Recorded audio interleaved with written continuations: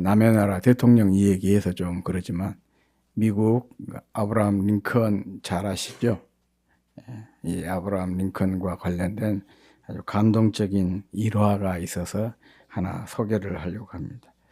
우리가 잘 아는 대로 그는 많은 선거에서 실패를 했고 또 그 거듭된 실패 후에 대통령 자리에까지 오르게 되었습니다.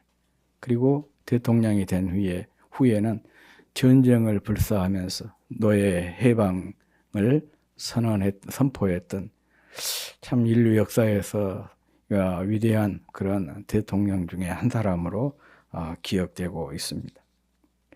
어떤 분이 이 링컨을 만나서 이렇게 물었대요. 당신을 오늘의 링컨으로 만든 비결이 무엇인가?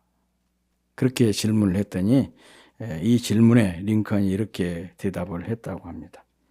내가 잠자리에 들 때나 잠자리에서 일어날 때는 언제나 내 머리 위에 어머니의 손이 있었습니다.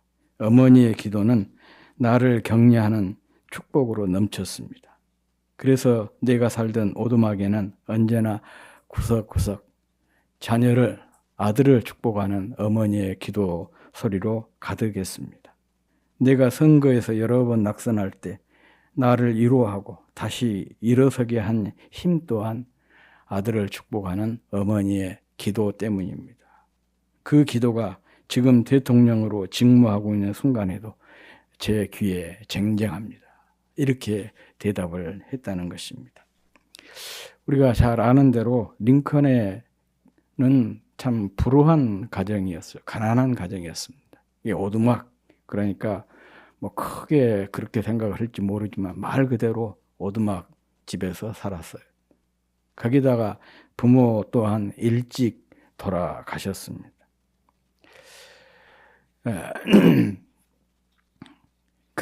이런 그 링컨이 이렇게 회고한 거 아니겠습니까?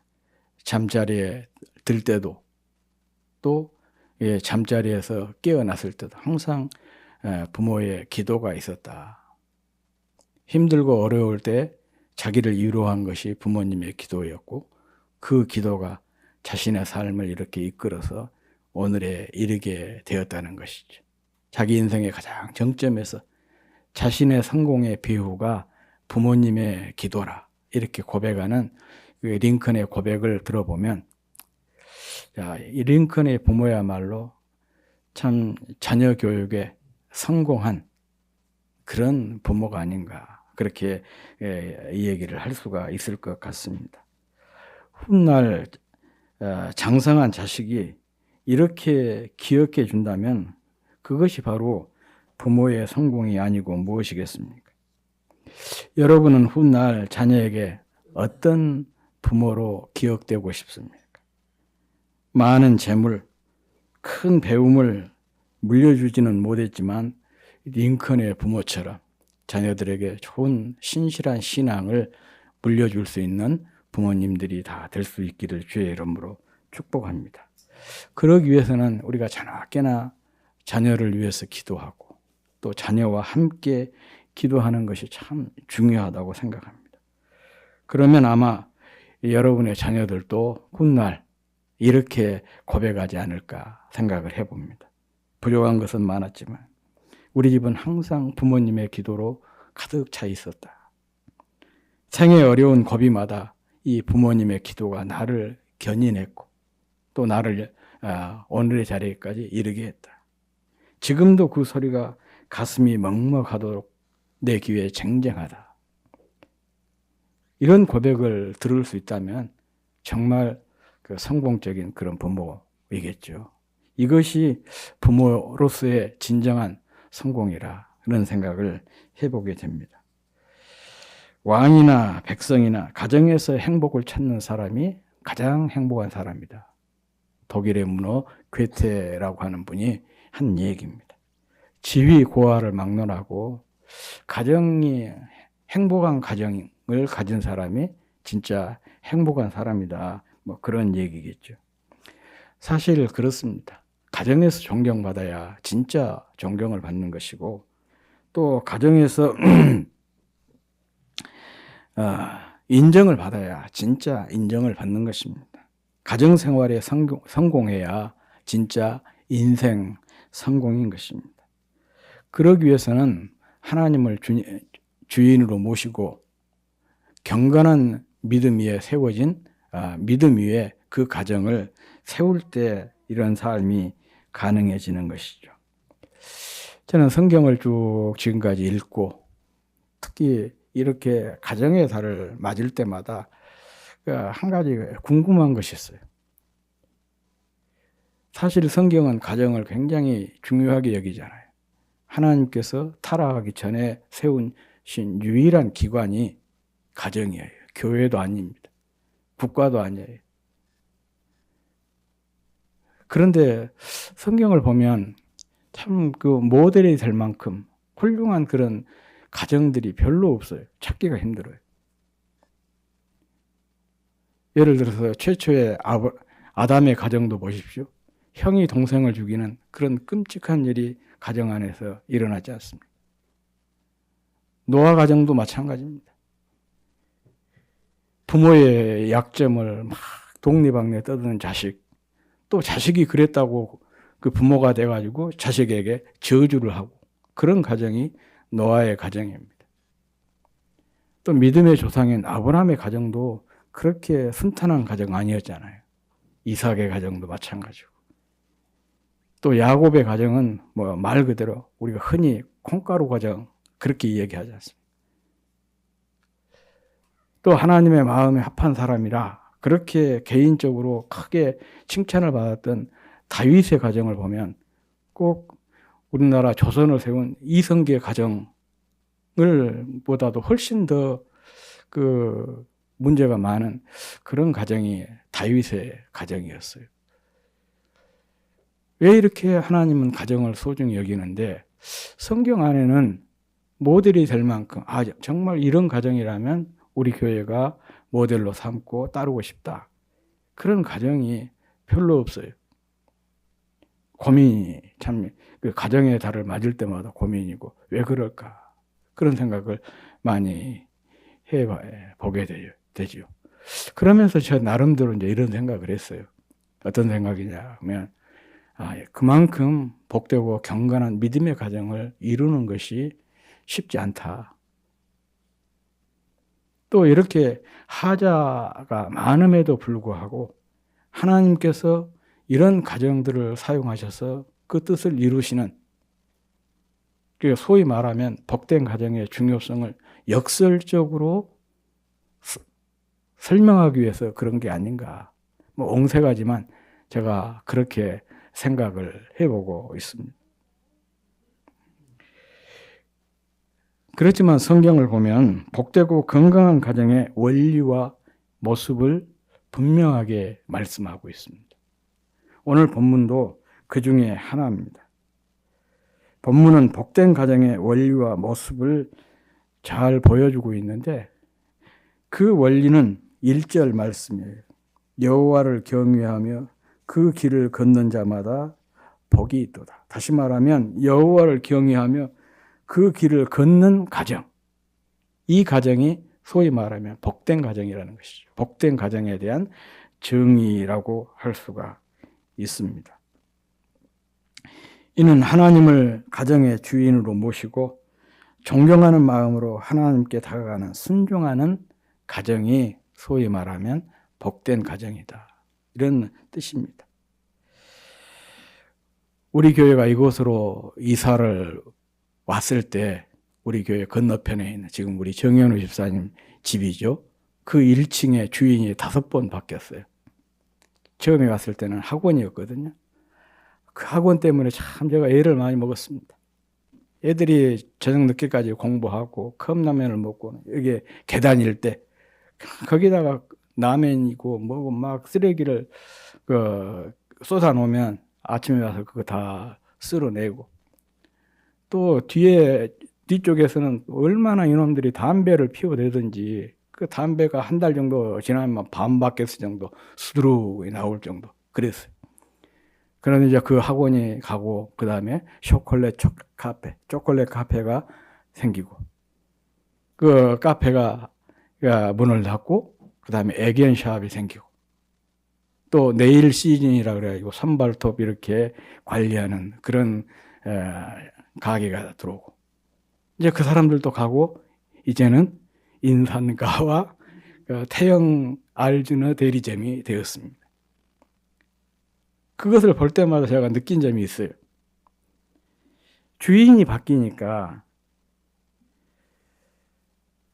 이 간판도 바뀌고, 또 인테리어도 바뀌고, 가구도 바뀌고, 조명도 바뀌고, 그 안에 내용도 싹 바뀌어요. 이 우리 인생이나 가정도 마찬가지인 것이죠.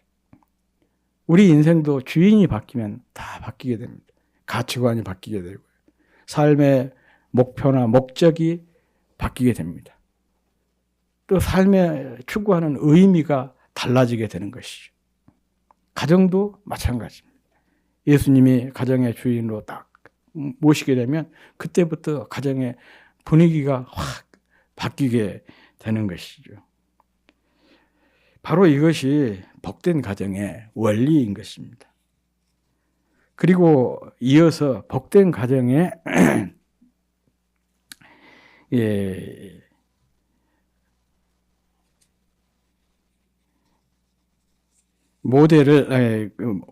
모습을 보여주고 있는데, 이것은 동시에 하나님을 주인으로 모신 가정에 대한 약속된 축복의 말씀드려요.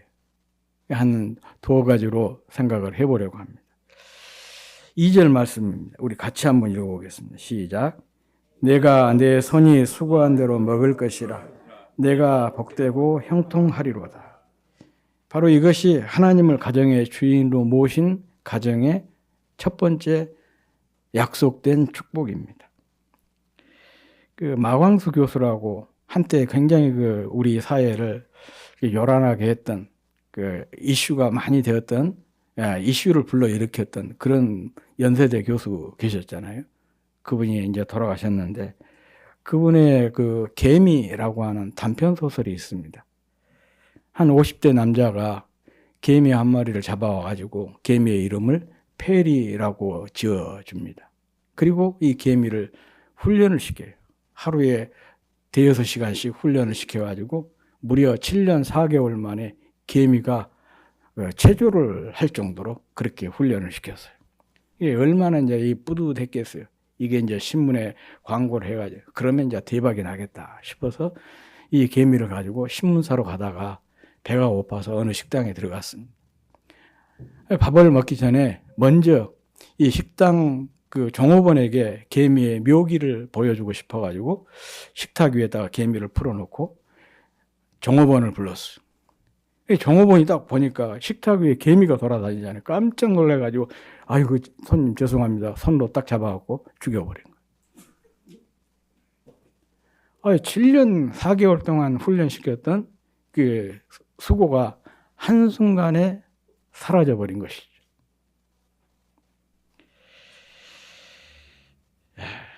이는 세상 일에 얼매인 사람들을 소위 말하면 비꼬는 우화적인 그런 얘기죠. 세상 일이라고 하는 게 마치 개미를 훈련시킨 것과 같다.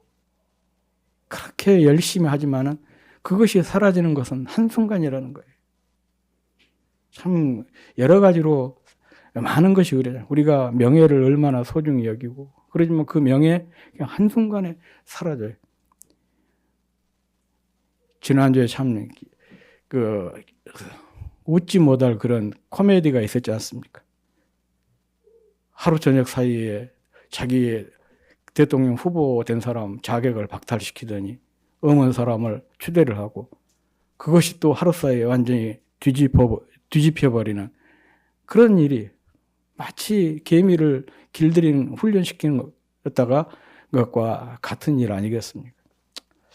저는 이제 그 일을 보면서도 한편에서는 코미디 같지만은 한편에서는 참 안심이 되고 우리나라가 참 좋은 나라다 그런 생각이 됐어요. 왜냐? 선거가 제대로 작동이 되고 또 거기에 승복을 한다는 것 자체가 얼마나 다행스러운 거예요. 만약의 경우에 승복하지 않으면 큰일 나지 않습니까? 그런데 딱 승복을 하고 하는 그런 모습을 보면서 야, 우리나라가 아직은 그래도 이 민주주의가 작동하는 그런 나라구나. 그러면 참 안심이 됐습니다.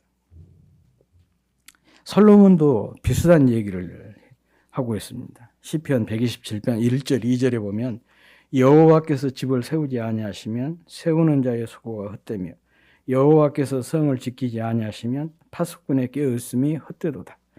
너희가 일찍 일어나고 늦게 누우며 수고의 떡을 먹음이 헛되도다. 그러므로 여호와께서 그 사랑하시는 자에게는 잠을 주시는도다. 그렇게 솔로몬이 고백을 하고 있습니다. 하나님 안에서 하나님을 떠난 모든 일들은 다 헛수고에 지나지 않는다. 개미를 소위 말하면 훈련시키는 것과 같은 일이다. 그런 얘기입니다. 그러나 하나님을 경외하는 사람은 다르다고 본문은 우리에게 말씀을 하고 있습니다. 무슨 일을 하든지 의미가 있어요. 사소한 일도 의미가 있고 가치가 있고 보람이 있다는 것입니다. 특히 오늘 함께 봉독했던 내 손이 수고한 대로 먹을 것이라. 이 말씀은 가족의 생계를 책임을 지고 있는 남편에 대한 축복의 말씀이에요. 하는 모든 일이 막히지 않고 순탄하게 잘 되도록 해서 가족의 생계에 필요한 생업을 잘 이루어 갈 수 있도록 하나님께서 보장을 해 주신다. 그런 말씀이에요. 이 말씀이 오늘 우리는 그래도 사회 안전망이 잘 구축이 되어 있지 않습니까? 그러다 보니까 내 손이 수고한 대로 먹을 것이다. 이런 게 다 복이냐.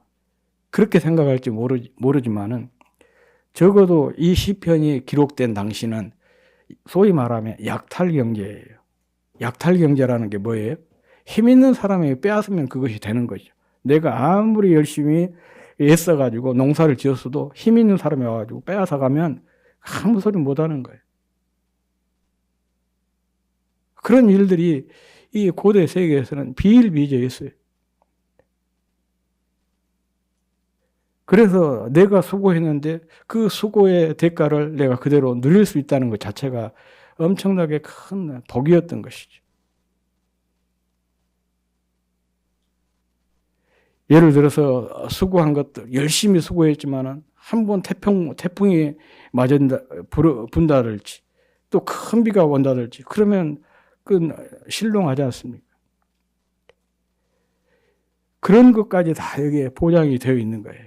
내가 열심히 수고했는데 끝까지 결실할 때까지 그 모든 과정을 하나님이 다 책임져 주시고 또 적의 침입이랄지 힘 있는 사람들이 빼앗아가지 못하도록 하나님께서 다 단도리를 해서 그것을 나와 내 가족이 누릴 수 있도록 그런 은혜를 주시겠다. 그 말씀이에요. 그게 바로 복된 가정이 누리게에게 약속된 첫 번째 복입니다.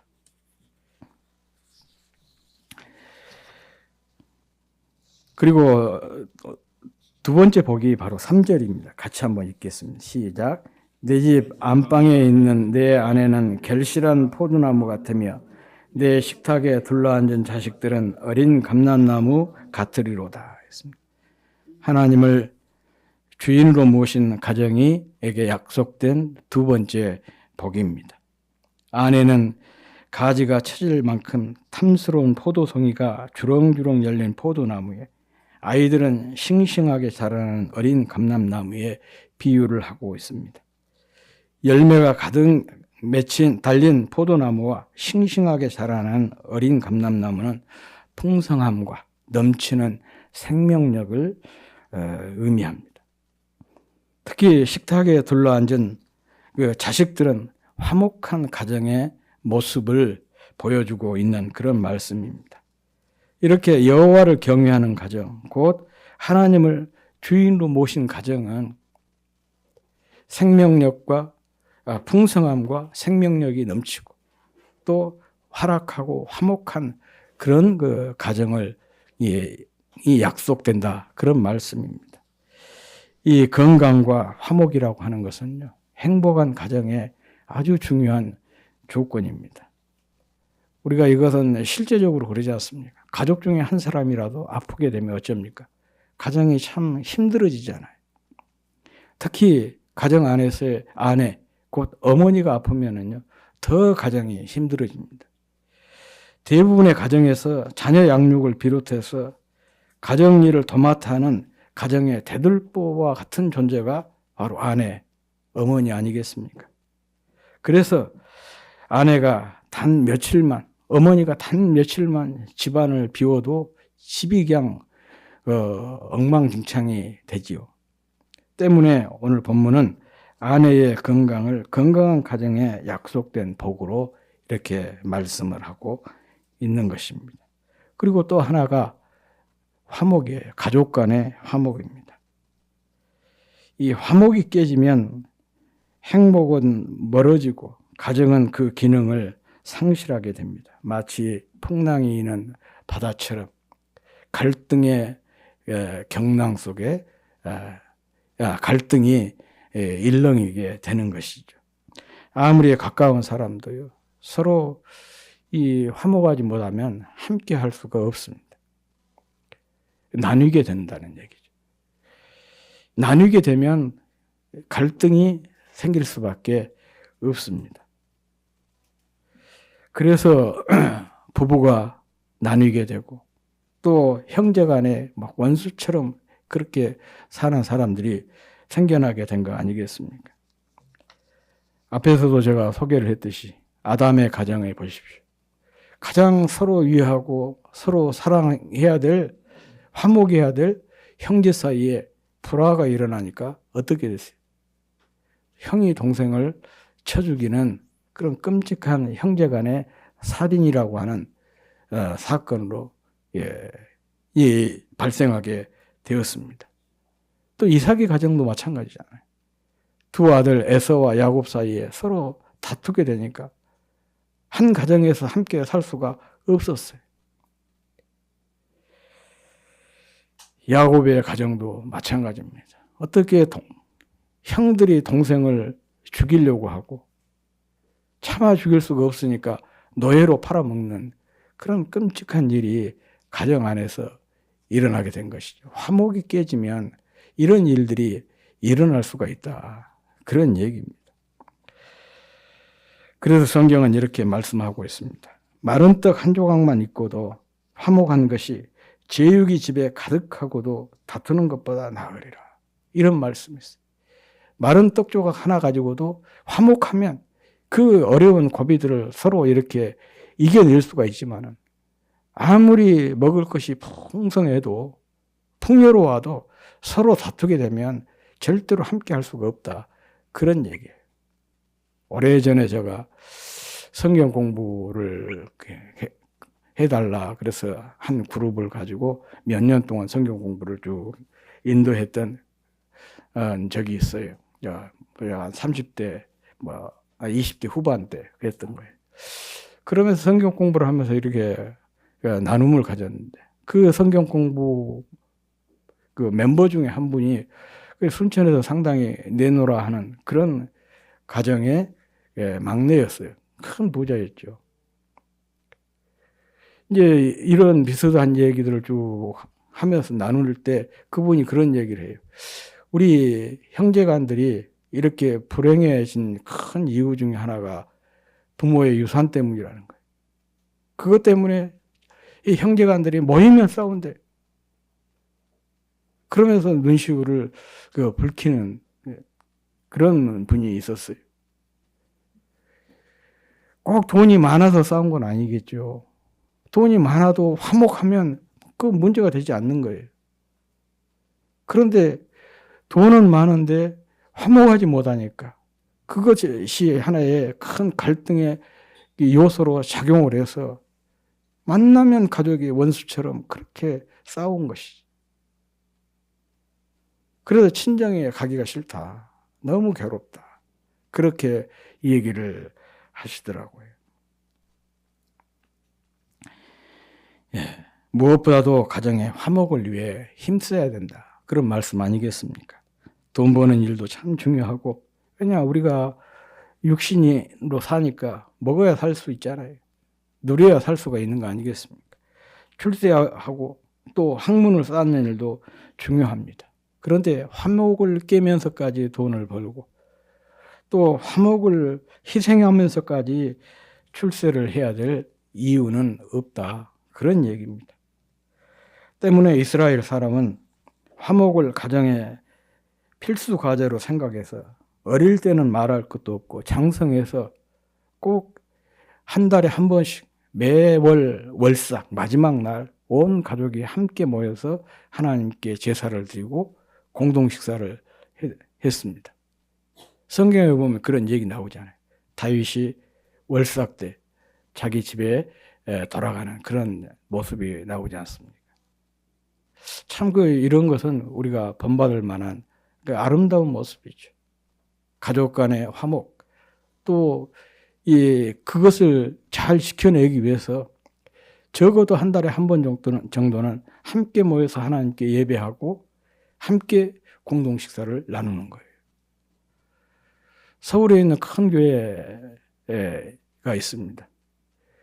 이제 은퇴를 하신 목사님인데, 다른 교회들이 다 교회에서 이렇게 정심을 제공하고 그럴 때 그 교회는 정심을 제공하지를 않았어요. 그분의 지론은 뭐냐? 주일날은 온 가족이 함께 집에서 가족들과 함께 밥을 먹어야 된다.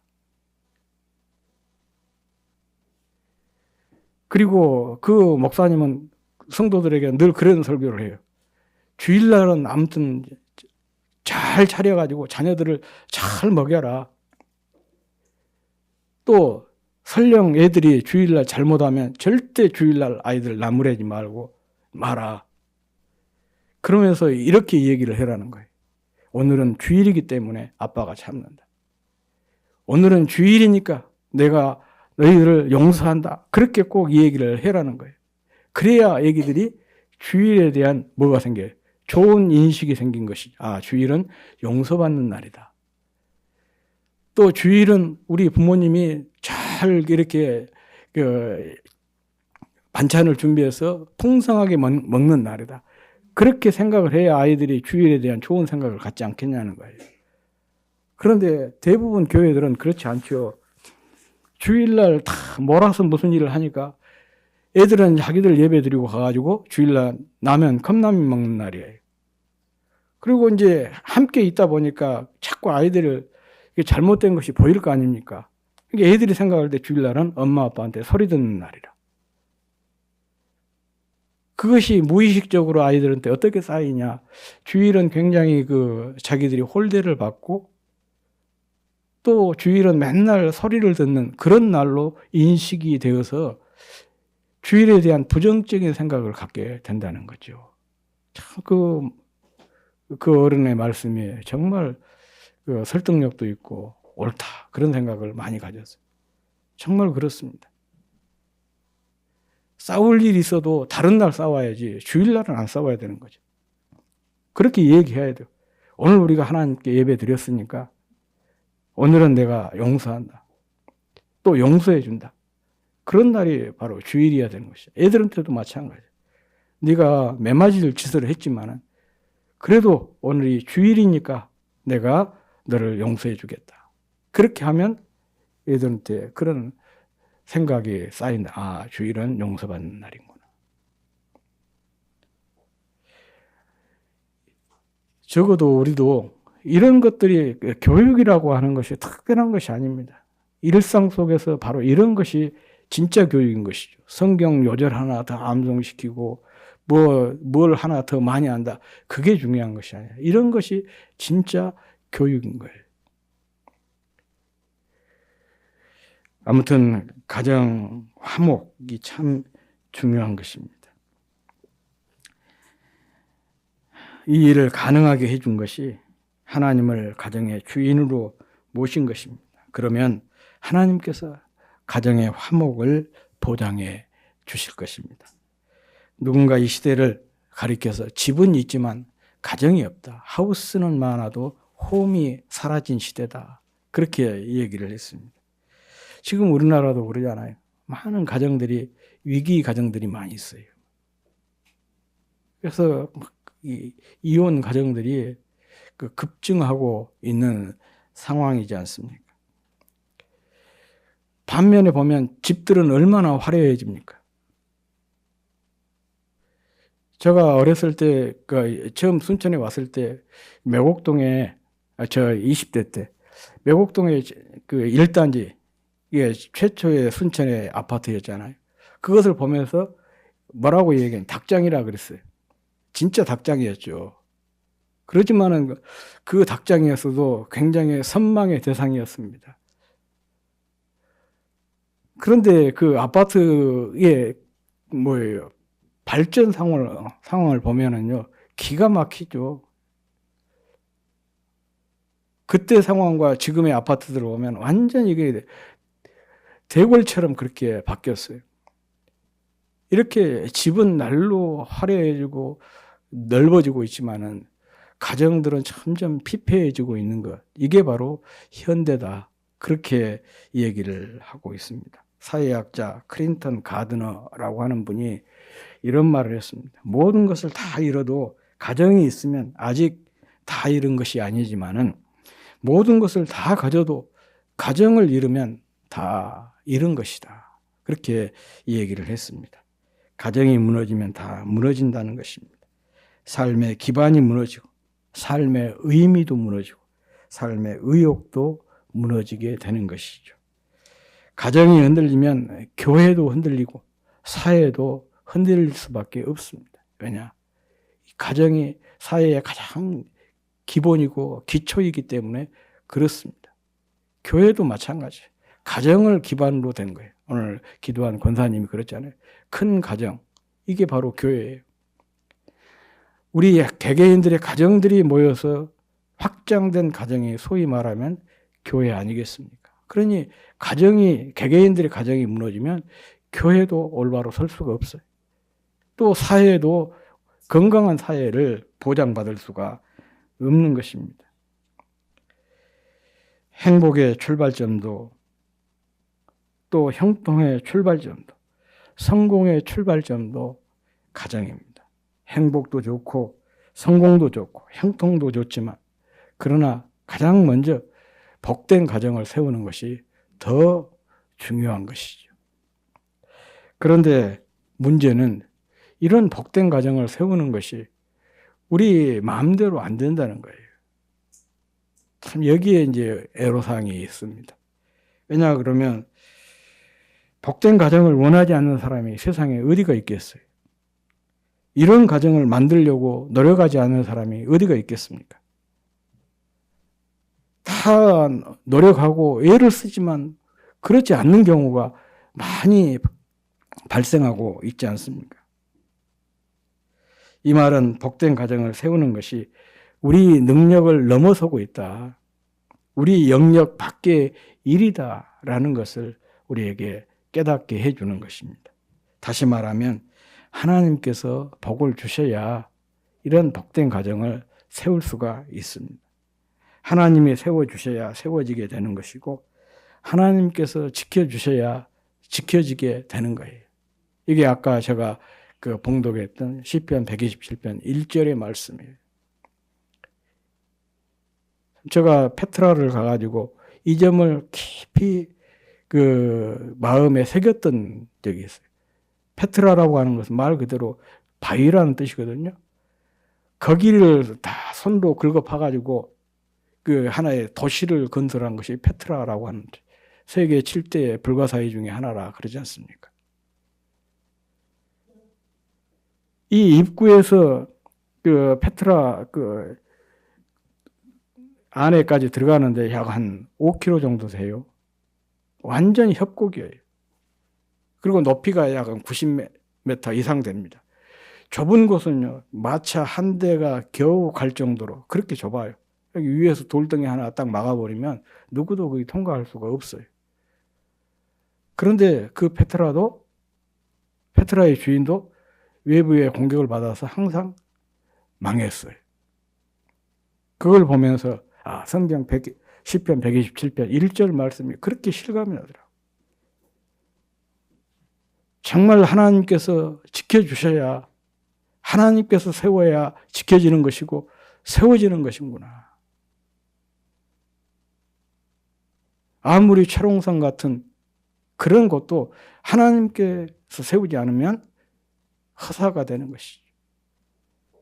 반면에 창세기를 쭉 읽어보면요, 믿음의 조상들 나오지 않습니까? 아브라함, 이삭, 야곱, 이런 분들이 이렇게 떠돌이 생활하면서 그들이 하는 일이 뭐였으냐? 제일 먼저 제단 쌓았고 장막 치고 우물 파는 일이었어요. 그런데 중요한 것은 이분들이 이렇게 성을 쌓았다, 울타리를 쳤다라는 표현이 한 번도 없어요. 자기의 가족을 보호하게 하려면 성을 쌓거나 울타리를 쳐야 되지 않겠어요? 그런데 그들은 성을 쌓거나 울타리를 만든 적이 없어요. 왜 그랬을까요? 그럼에도 그들은 외부의 적의 침략을 받은 적이 없거든요. 하나님이 그들의 울타리가 되어주시고 하나님이 그들의 성벽이 되어주셨기 때문에 누구도 그들을 침범할 수가 없었던 것입니다. 그러니까 하나님께서 지켜주시면 지켜지는 것이고 하나님께서 세워주실 때 진정으로 든든하게 세워진다는 것을 이 믿음의 조상들의 삶을 통해서 우리들에게 확실하게 보여주고 있습니다. 그래서 하나님을 우리 인생의 주인으로, 우리 가정의 주인으로 모셔야 될 이유가 바로 여기에 있습니다. 하나님을 주인으로 모셔야 모든 것이 막히지 않고 순탄하게 잘 되고 건강과 화목을 이룬 복된 가정을 보장받을 수가 있습니다. 이와 같은 원천의 복을 누리는 저와 여러분의 가정이 다 될 수 있기를 주의 이름으로 축복합니다.